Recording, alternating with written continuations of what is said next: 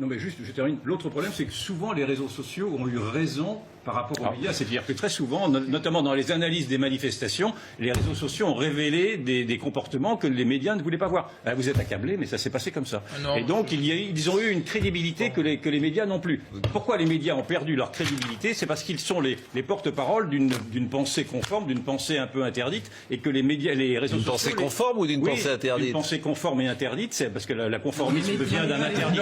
Elle est conforme ou elle est interdite? La pensée conforme est une pensée interdite. Elle s'interdit de dire certaines choses. Et les réseaux sociaux, précisément, sont en train de contourner... Vous pensez que les réseaux sociaux, sur certaines choses... Mais sur quoi, par exemple? Qu'est-ce qu'on dit?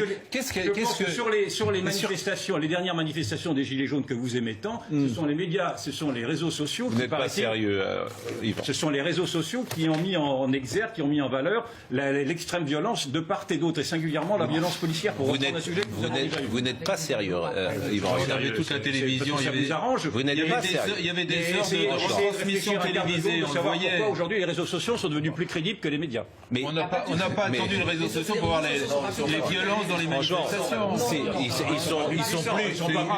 Ils sont plus nocifs. Si pour vous...